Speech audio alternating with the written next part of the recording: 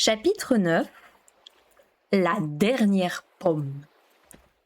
Gigi, je sors me promener. Tu veux m'accompagner? Kiki se tenait devant la porte de la boutique, éclairée par les rayons obliques du soleil couchant. Mais elle n'entendit pas les petits pas de Gigi qui la suivaient d'ordinaire. La petite sorcière se retourna et scruta le fond de la pièce.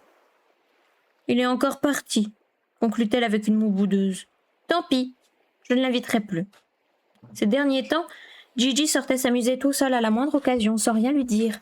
En plus, il passait par le chemin réservé aux chats qu'il n'empruntait jamais avant, ou en marchant sur le mur, ou en se faufilant sous les bosquets d'un air fier.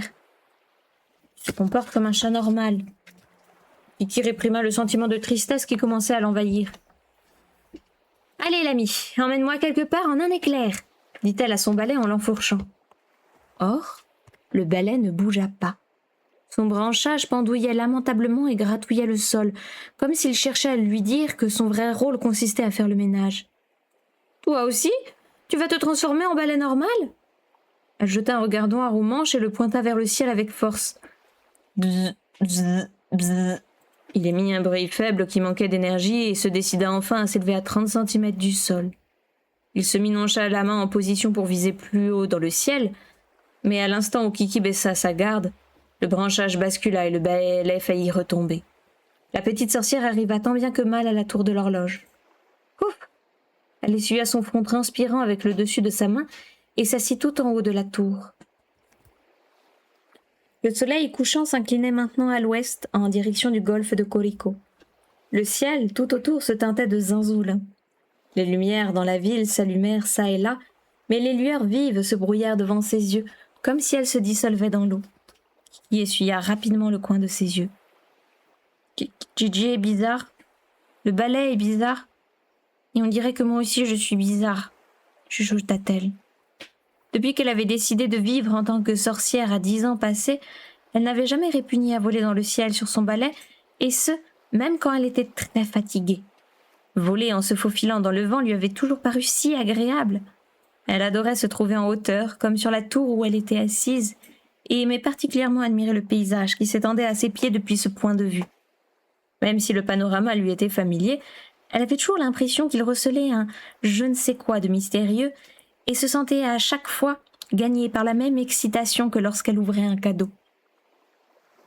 Récemment, il y avait eu des moments où cette ville lui était apparue comme un lieu factice à l'activité ralentie, quasiment à l'arrêt. Pourquoi donc, pensa-t-elle en se sentant misérable. Si ça se trouve, ce qui était à l'arrêt, c'était son propre cœur. Elle essuya ses yeux où perlaient des larmes. « Je me sens si seule, » murmura-t-elle en son fort intérieur. C'était une autre forme de solitude. Une solitude qu'elle n'avait jamais éprouvée depuis son arrivée à Corico. Kokili lui avait répété qu'il était très important pour les sorcières d'être toujours souriantes, car le sourire se transmettait au cœur des autres. Kiki avait suivi son conseil et veillait à effectuer ses livraisons avec un visage riant.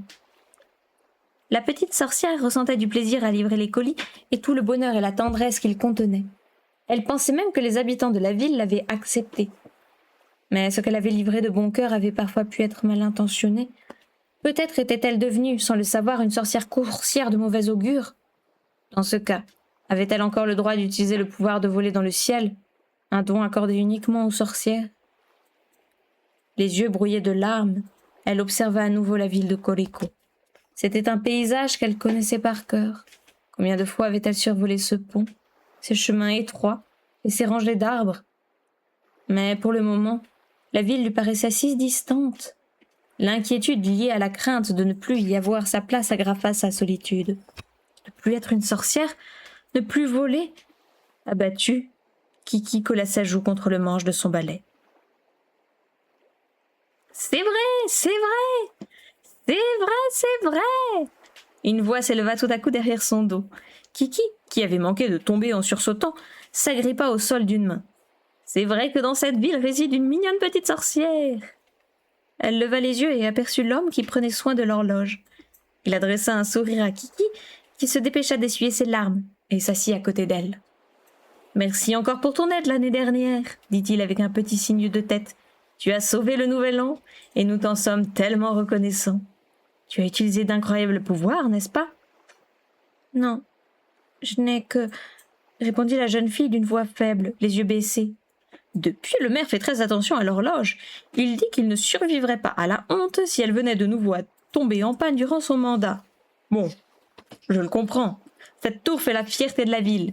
Et c'est grâce à toi que je peux désormais veiller sur elle à chaque instant. Oh, voilà pourquoi les cloches sonnent toujours si vigoureusement. Quand on y pense, c'est fatigant pour elle aussi. Elle n'a aucun moment de répit, dit-il avec une grimace. Puis il chantonna. Tends bien l'oreille, ha ha ha, peu importe combien de fois j'ai pu dire cette formule. Non, je pense qu'il chantonne juste. Tends bien l'oreille, ha ha ha. Peu importe combien de fois j'ai pu dire cette formule, je la trouve toujours aussi fabuleuse, pas toi? Il rit de plus belle. Ça tombe bien que je te trouve ici. En fait, j'ai un service à te demander. L'horloger fit une pause et dévisagea Kiki. J'aimerais que tu livres une pomme à ma grande sœur. C'est une mission simple, non? Elle vit toute seule dans la ville où la tradition est de croiser son petit doigt avec celui de son voisin le soir du réveillon du Nouvel An. Tu t'en souviens, n'est-ce pas? Elle est de plus en plus faible et mange de moins en moins. Vu son âge, on ne peut pas y faire grand-chose. Mais enfin, elle m'a dit avoir envie de croquer dans une des pommes de mon jardin. Elle est peut-être nostalgique du goût de son enfance. Heureusement, il m'en reste une de la récolte de cette année et j'ai pensé la lui apporter. Mais comme tu vois, je ne peux pas quitter l'horloge. On a beau vouloir barrer le passage au temps, il ne s'arrête pas pour autant. J'étais bien embêtée. Je n'avais pas envie de confier ma dernière pomme à n'importe qui. Et s'il lui arrivait malheur, hein? Et voilà que quel soulagement tu es venu à moi. J'en suis heureux. Tu fais toujours bien ton travail. Kiki serra instinctivement son balai. Ce n'était pas vraiment le cas, ces derniers temps. Tu accepterais cette mission? Demanda-t-il en l'observant. Poussée par son regard, Kiki hocha la tête, mais elle entendit l'inquiétude résonner quelque part dans son cœur. Une seule pomme alors, dit la petite sorcière comme pour se convaincre elle-même. Elle est un peu plus grosse que la normale, mais oui, une seule pomme. Pourrais-tu passer la prendre ici, demain, vers midi? Entendu. Faisons cela. Cette ville se trouvait loin, mais si elle prenait des pauses régulièrement, elle pourrait peut-être s'en sortir, malgré les caprices de son balai.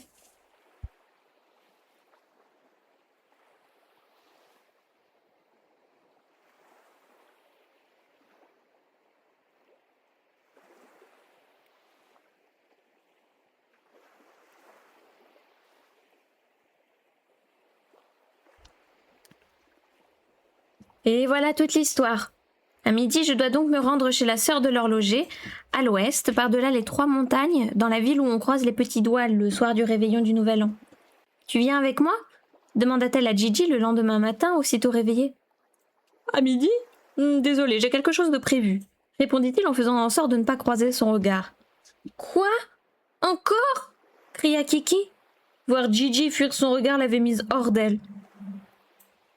Ce n'est pas grave. Je ne comptais pas sur toi de toute façon. Mais un jour viendra, Gigi, où tu ne seras plus un chat de sorcière comme maintenant. Tu ne seras plus qu'un banal chat noir corbeau. Gigi tourna lentement la tête vers elle et feula. C'est pas gentil de dire que les chats noirs corbeaux sont banals. Je ne sais pas ce qui te prend en ce moment, mais c'est à toi de faire attention. Tu es tellement de mauvaise humeur.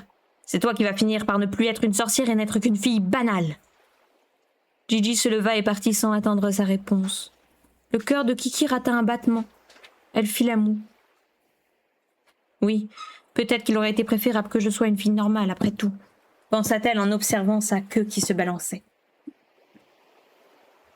L'horloger attendait Kiki en haut de sa tour. Il avait emballé la pomme dans un tissu à fleurs fort joli.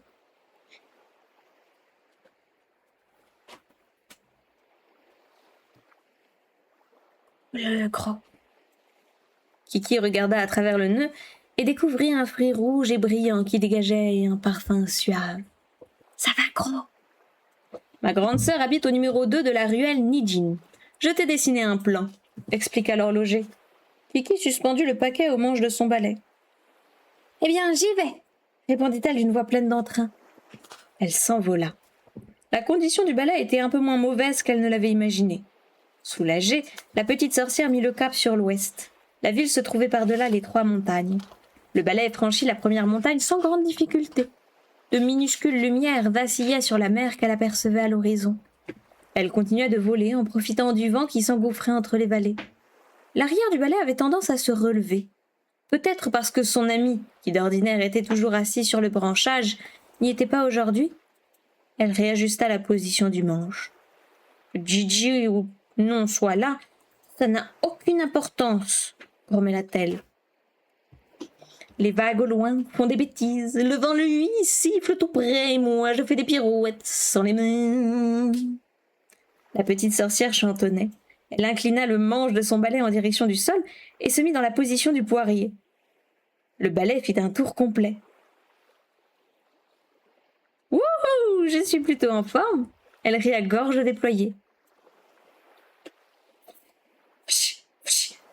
Un bruit la fit soudain se retourner.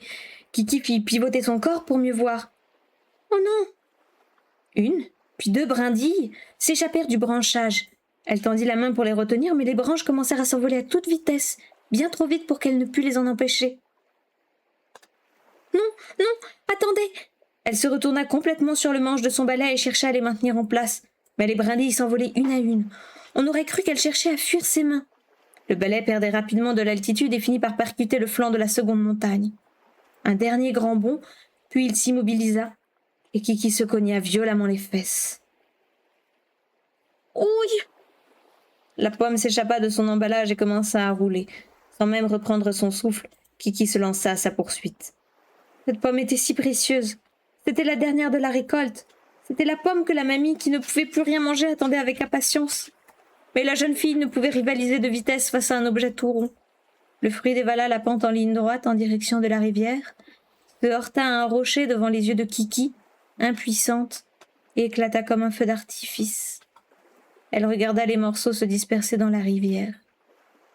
Elle ne savait plus que faire et n'arrivait pas à réfléchir. Elle prit un des morceaux encore collés au rocher et le glissa dans sa bouche. « C'est délicieux !» laissa-t-elle échapper. Les larmes débordèrent de ses yeux au même moment. La douceur qui se répandait dans sa bouche fit gonfler sa tristesse. Et qui pleurait, et pleurait encore. Enfin, elle se releva et se mit à gravir la montagne. En chemin, elle récupéra le tissu qui avait servi à envelopper la pomme et le manche de son balai qui avait intégralement perdu son branchage. Elle accrocha le tissu au bout du manche et essuya les larmes qui lui brouillaient la vue. Elle trouva quelques branches qui s'étaient enfuies du branchage et entreprit de les rassembler, ainsi que d'autres branches sèches qui se trouvaient à proximité. Puis, elle les attacha au balai à l'aide d'une tige de glycine. Les sanglots lui étranglaient la gorge. Secouée par les hoquets, la petite sorcière enfourcha son balai de fortune qui, probablement choquée par l'état de la petite sorcière, vola doucement et la fit parvenir tant bien que mal à destination. Elle trouva sans difficulté le numéro 2 de la ruelle Nijin. La minuscule grand-mère était assise sur son lit, le dos courbé. Kiki lui présenta ses excuses et raconta en toute sincérité sa mésaventure, en n'omettant aucun fait. Ses larmes ne se tarissaient pas et inondaient ses joues. La mamie hocha la tête en écoutant son récit, puis elle bougea doucement ses yeux perdus au milieu de ses rides. « Jeune fille, s'il te plaît, ne prends plus cet air triste. C'était un accident, ce n'était pas ta faute. »« Oh, ça, là !» s'exclama-t-elle soudain d'une voix étonnée. « Montre-moi ce qui est accroché à ton balai. » Il servait à emballer la pomme. Kiki défit le nœud du tissu et le tendit à la grand-mère. « C'est un morceau de tissu que je portais sur la tête quand j'avais ton âge. Tout le monde me disait que les motifs de prime vert m'allaient à merveille. Ça me rappelle tant de souvenirs. » Ravie, la vieille femme mit l'étoffe sur sa tête et la noua sous son menton. « Je sais que c'est difficile à croire aujourd'hui, mais j'ai moi aussi été jeune et j'ai pouvais alors porter des motifs aussi mignons. Je me sens si pleine de vie tout à coup, on dirait que mon corps commence à se réchauffer. Je suis vraiment désolée pour la pomme. Oui, c'est vraiment dommage.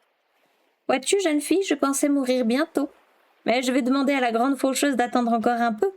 Je vais faire de mon mieux pour voir l'automne prochain et goûter une pomme encore une fois. Ce sera à toi de me la porter, promis ?» La grand-mère tendit le petit doigt. Kiki accrocha le sien à celui de la mamie et fut de nouveau prise de sanglots. « D'accord, ne dis rien à mon frère, c'est un secret entre toi et moi. Une jeune fille aussi mignonne que toi ne devrait pas pleurer ainsi. » La vieille dame lui sourit, froissant un peu plus son visage plié par les rides.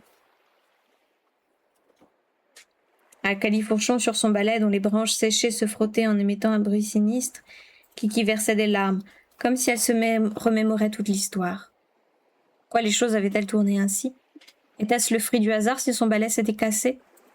La petite sorcière ne pouvait s'empêcher de penser que c'était l'inquiétude et le malaise qu'elle éprouvait depuis l'affaire de l'enveloppe noire qui avait entraîné un tel désastre. Elle en avait conscience, et cela l'affolait encore plus. Même si elle était bel et bien là, elle avait l'impression de ne plus être elle-même. Comment faire pour retrouver la Kiki d'avant, celle si heureuse d'être une sorcière? Tout ce dont elle était sûre, en tout cas, c'était que ce n'était ni la faute de Gigi, ni celle du balai.